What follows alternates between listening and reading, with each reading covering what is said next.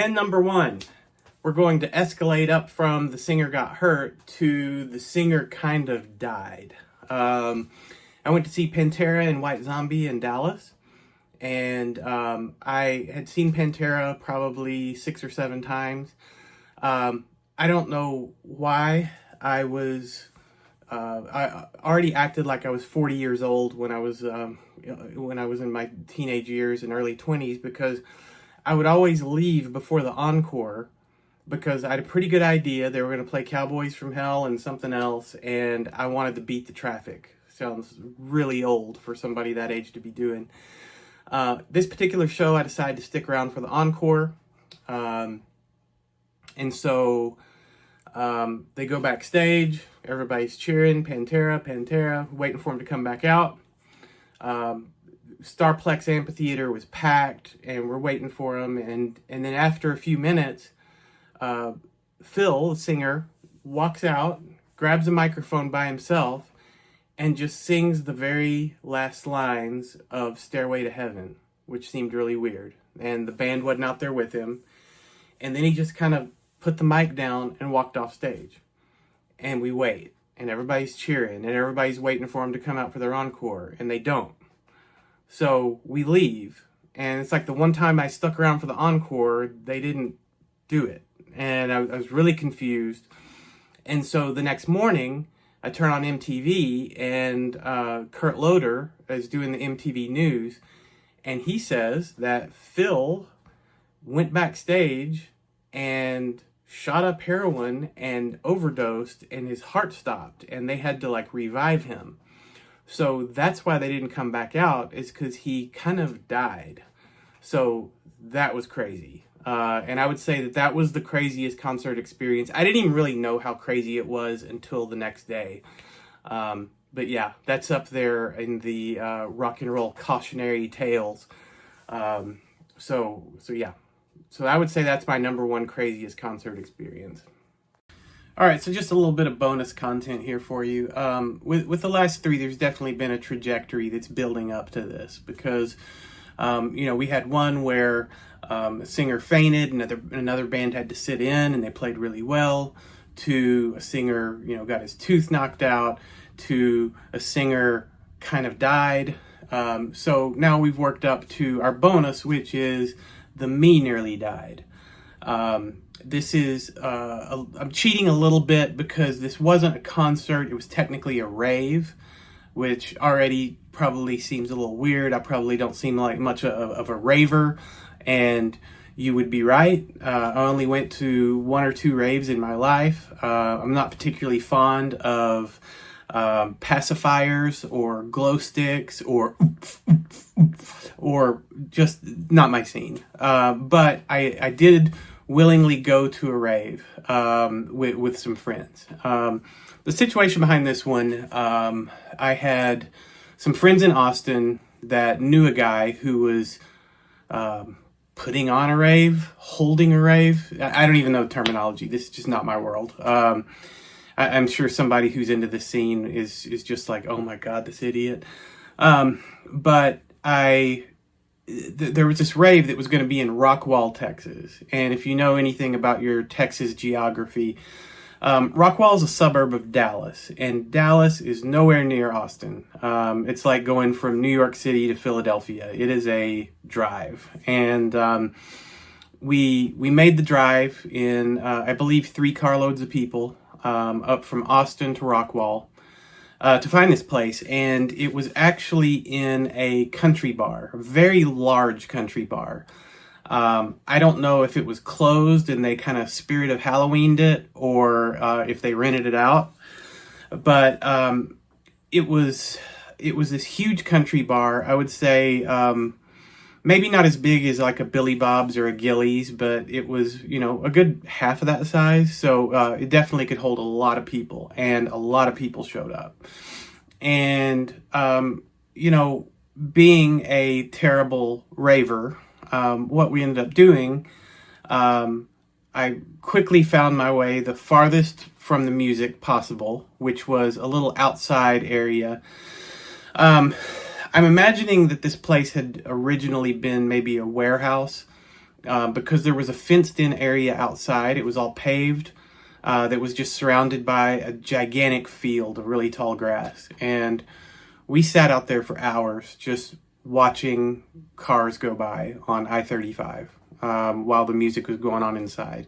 So yeah, we were a whole lot of fun to be with. And yeah, we sat out there forever. And at some point it started to rain just a little bit. And it was this really annoying drizzle that just wouldn't go away.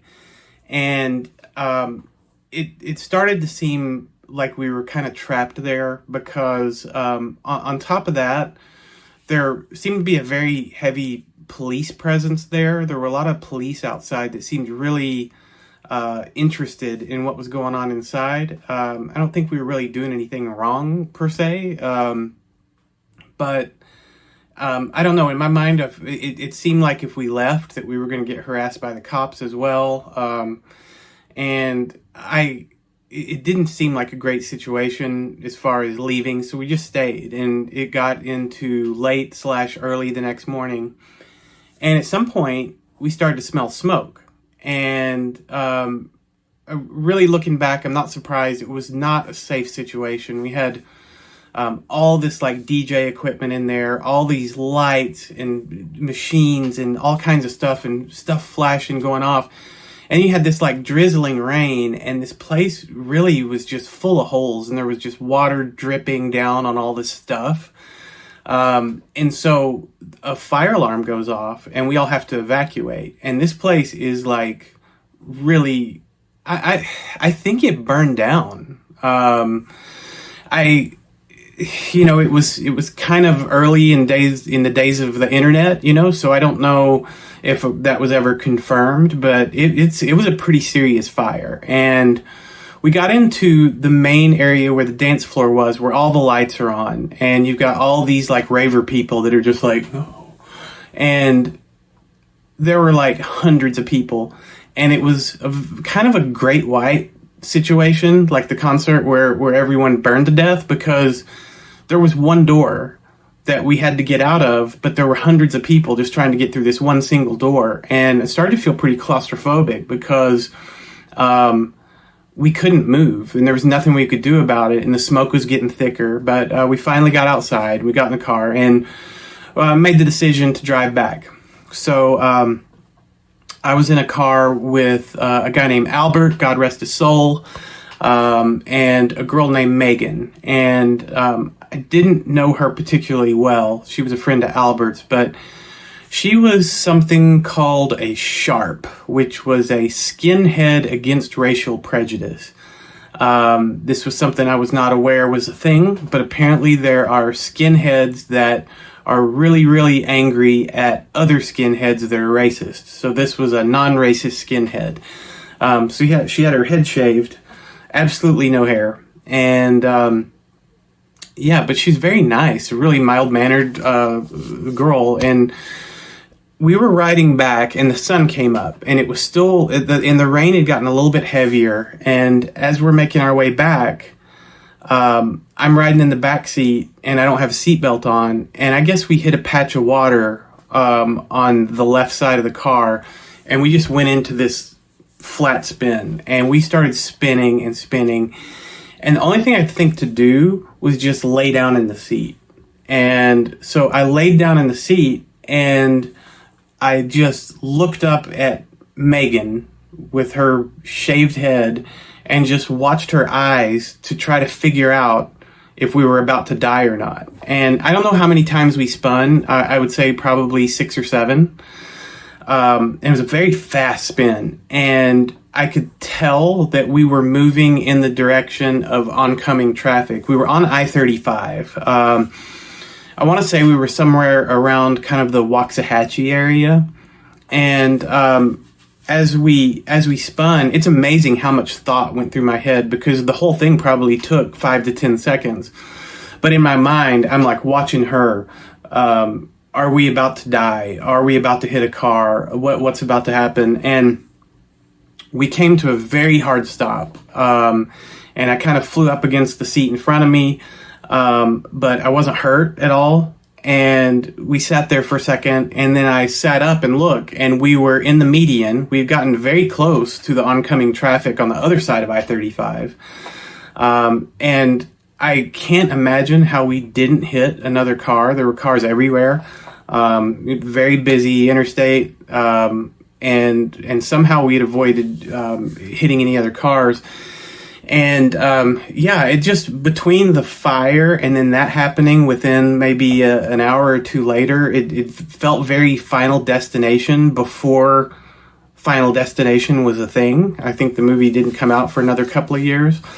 But yeah, I mean, I made it out of that. And I guess the moral of the story is don't go to raves.